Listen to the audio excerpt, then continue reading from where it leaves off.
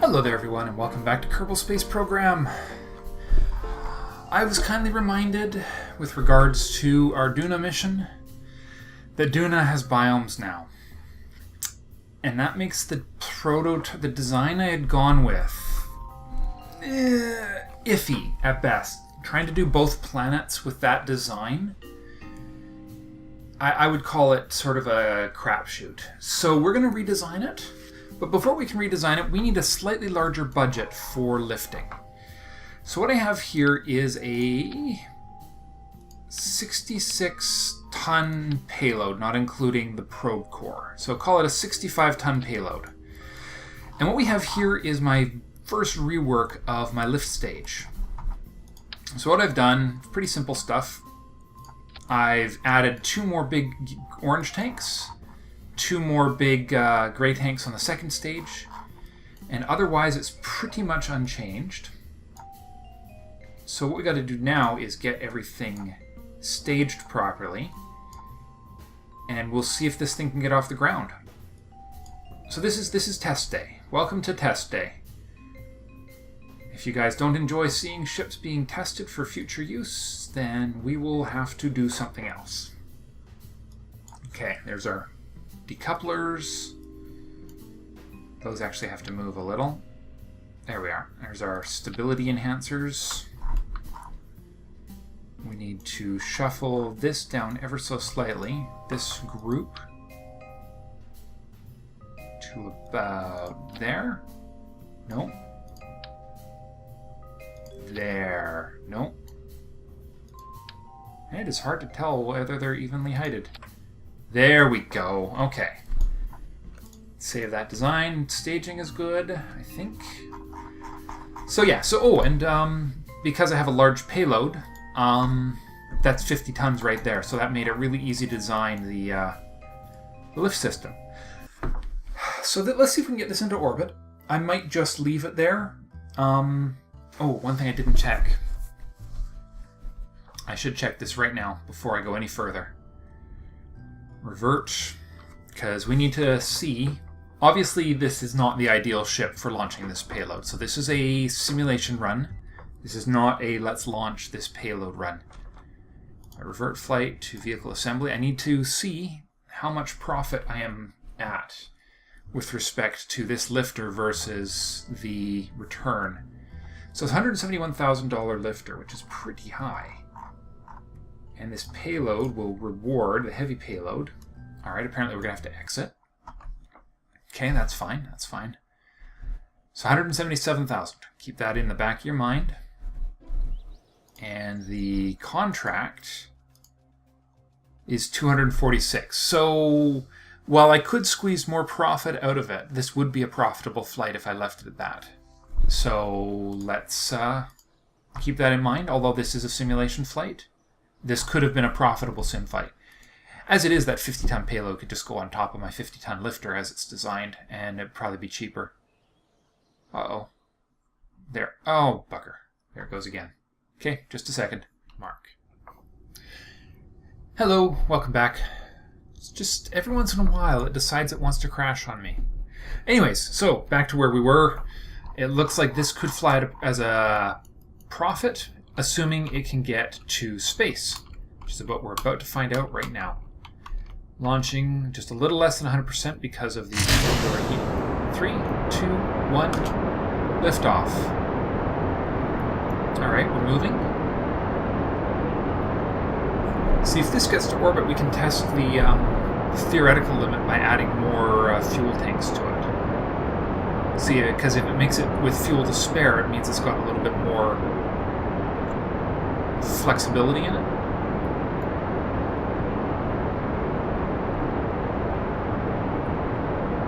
It's going to be interesting to find out if more is truly better as far as these liquid fuel engines go. I suppose technically we have a few more of these solid boosters as well, because we are accelerating quite nicely, aren't we?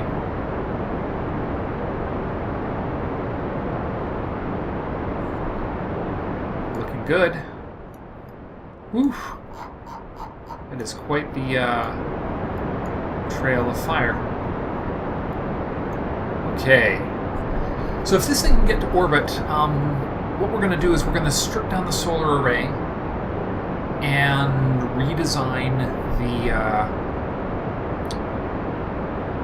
well, we're only going to send one probe core, and we're going to include the fuel on the lift stage here. The idea being that we will not have to... Ooh, perfect symmetry. Look at that. We won't have to dock. I've been told that a science vessel should be able to make it to one of those two planets without the benefit of docking tech, or without having to dock, which is interesting because I never pulled that off in this previous series. But they may have just been a failure of design on my part in Season 2? Yeah, it was Season 2 I did that.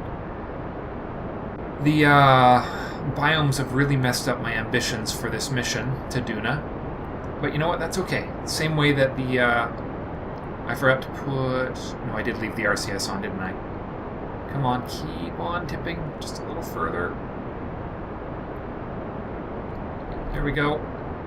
There we go. 45 degrees achieved.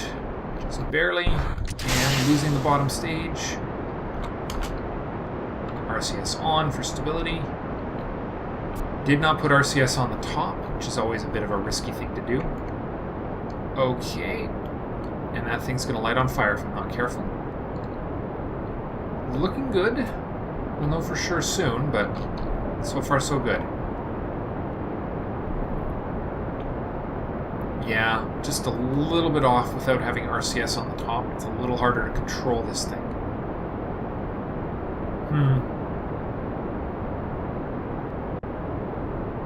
Alright, we'll keep chasing the... chasing prograde. Always chasing our prograde. Now we are almost in... This is looking good, looking promising. It may not have taken too much to do the redesign, which would be really nice. If that's the case, we are golden for our future missions. Come 60. We're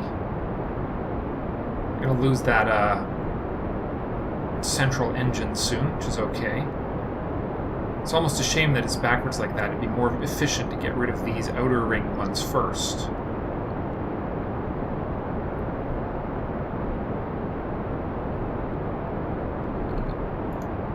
Alright, we're still doing good on few RCS in spite of this. Alright, full throttle all those engines. Now, ideally, if we were to be shooting for Duna, we want to be in sort of a higher orbit around Kerbal. So let's push this thing to maybe 80. Not high as I'd like, but should do for our purposes here today.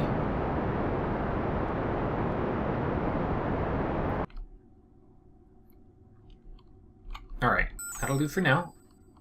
Just turn this thing around. It's looking like we're going to make it, but we won't know for sure until I do the full orbital burn. Whoops.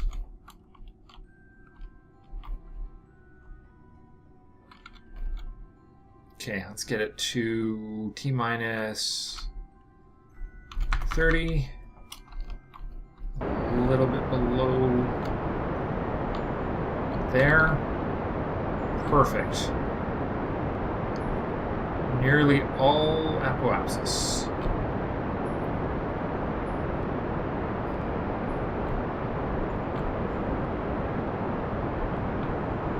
Okay. Well, I would say with some pretty high confidence that this is going to work as our 65-ton lifter. Well, that was easy. More engines. All it really took. Okay, a little further. We even don't have to wait. Now we're technically in orbit now, so everything else is just gravy, isn't it? Well, let's go back and have a quick look at our design. Now that that is a subassembly. The only thing I could do to really improve this would be to have the outer engines last a shorter amount of time than central. But you know what? I don't think that's going to be worth the trouble. So let's just take everything up to and including the Take all that off, and this becomes our subassembly. And this will become our... Oh, hold on. What's wrong?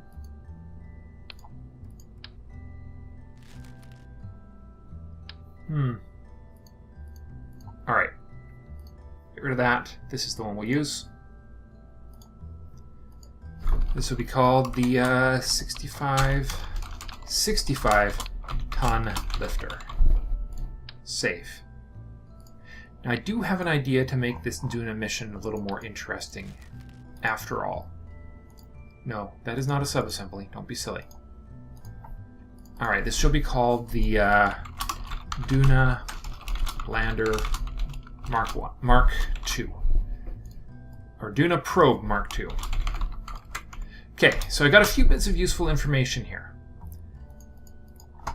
Very, very useful info. So first, at Duna, our ship is going to produce a lot less solar energy because of the distance from the sun. Okay, zoom in a little. Alright, you can go right there. So I was told 0.4 per panel at Duna, which is 0.9 at Kerbal. So we still need... So we're going to design this so that the solar array we only need a single probe core. Now a single probe core, I should say a single probe core on the actual probe section. So that's going to be this right here. And it's using 2.48 per minute, which means that Duna divided by 0.4, we're going to need 6 minimum to survive there. And of course we're going to need a few more to make the whole thing work and actually successfully charge itself. So let's just grab, we'll actually attach this one, and we're going to say we're going to make that one our root.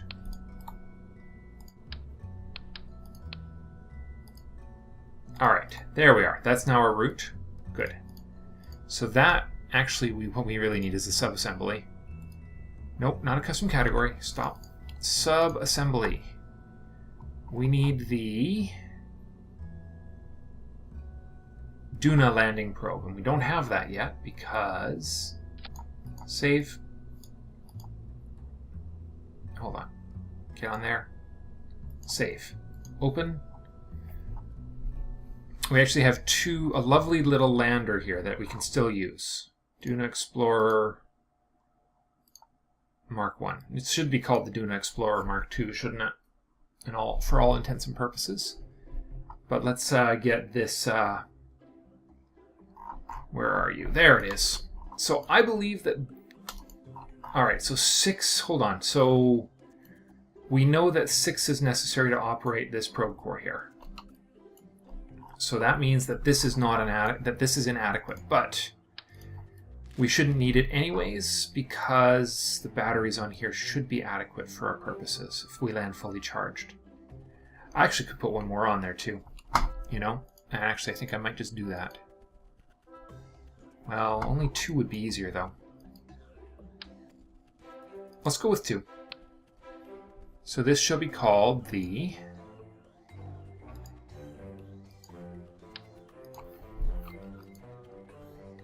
Ah, darn it. Alright, fine. Duna Explorer. Duna Explorer. Save. Okay. Open. Hopefully it doesn't save this thing. Not that I care that much. We're not going to be using that anymore. Duna Probe Mark II. And we're going to grab that Duna Explorer. I don't know why it kind of balked at that. Duna Explorer, there it is. Okay. You are going to be attached to that. And then we just need a drag chute. Aerodynamics, drag chute, boop. Okay. So there's our probe. Part 1 down. except for the part where the drag chute and the other chutes need to be separated. Okay. Next, we need our the solar array. So we can go to subassemblies once again, grab our solar... No, wait, that's that annoying solar array. I never did actually build a solar array that isn't irritatingly designed, did I? Alright, command and control right there. Alright, well, let's just put one together real quick here. I might do some of this. One. So I said I needed 6 minimum, right? So let's put... What would make sense then? So 4 per side. Or no, 3 per side. Come on. There we are. There we go. So we need it to be out here. So if we go 1,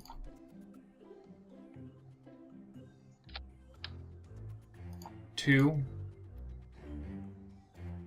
Oh yes, and then that little bit trick with the batteries I was using, we'll do that as well.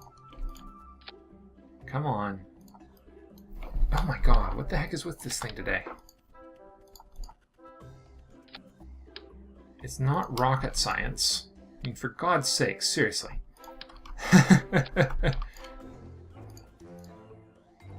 Alright, we'll put them out as far as we can because we have no choice in that matter. So we're going to put 3 per vein. Yeah, it's just not going to attach to the center point there. So we won't worry about that. And then 1 little battery, because that's going to act as our sort of balancing act part. There we go. 2, 3, 4. Lose a battery, lose a solar panel, gain a surface imager. Boom. And of course the part I forgot, namely the structural support, the strut support.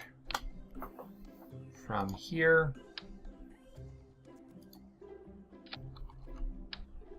I'll get those on there a little. I'll get those on there. Oh, I suppose I should do it now, shouldn't I? Oh yeah, that's right. I've got those now, don't I? Alright, well that's 3 of them down. That was easy. And then I just have to figure out how to structurally support the this piece.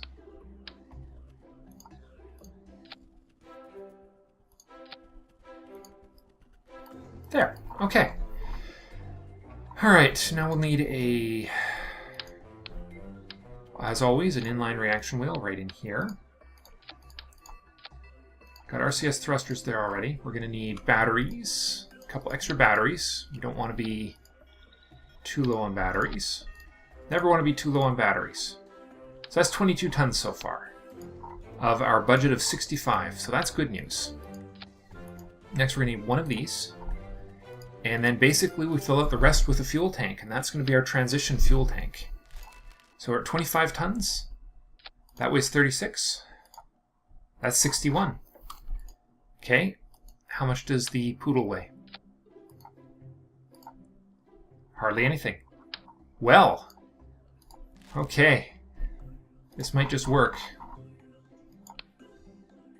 Crazy. So, alright, so things we don't have to have on here, though. Let's see if we can grab the gravioli, which weighs... Gravioli can just be tucked on here with a little symmetry right at the center. Okay, because we don't need to take gravioli to the ground. Now then, we could just symmetry the... Alright, let's just check our science weights here. Antenna weighs 0.025. So does the... Well, that's easy. So does the thermometer.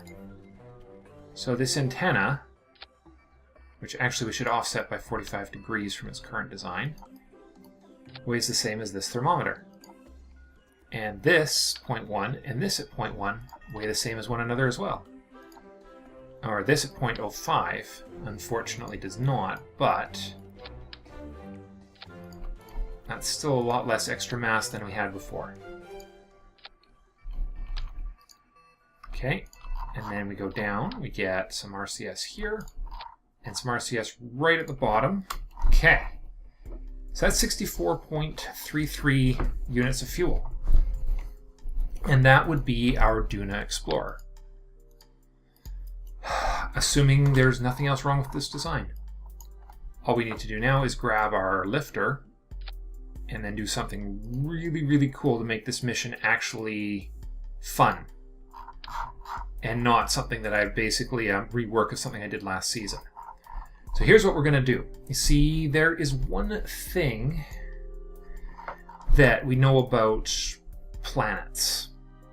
The optimal time to go to them only comes around once in a while. So we're going to be sitting around in orbit waiting for the optimum departure time for this ship. All right. So it seems to me